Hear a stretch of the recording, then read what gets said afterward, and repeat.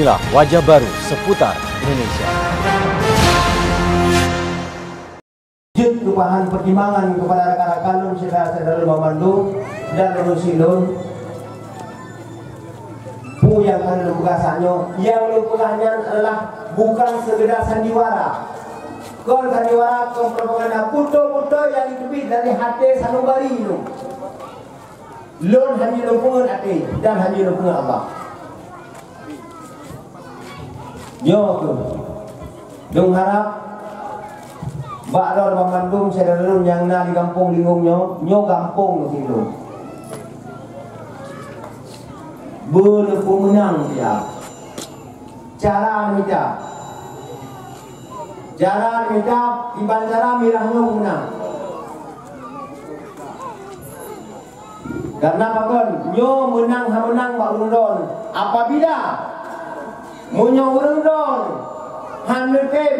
Saudara-saudara hantem berarti munyo hantem pertimbangnya berarti nyo badon munyo gada hata miranyo pi badon munyo han gada hata miranyo pi badon kon mak kamu lun dan saudara-saudara lain telah berbuat kalau berjuang selama terjodol lun dulu lautun lumti anak lumti promo bahkan ada kalau juga yang kamu meninggal dengan ne ke timnya kalau berjuang nyo hasilnya orangnya kamu serahkan badon hon baronyo udah di laut atau di Jawa atau di Jawa lain atau di Pinti atau di Serabadon karena itu keperluan untuk anak cucu lo lagi.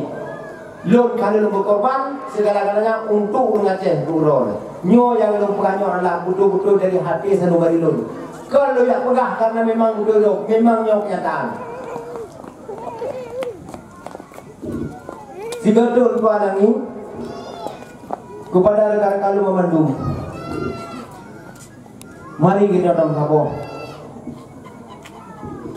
lagi awal sehingga munyo na yang anak nejak kena mungkin dia dengar suara lun pertimbangkan kamu bersedar rekan siap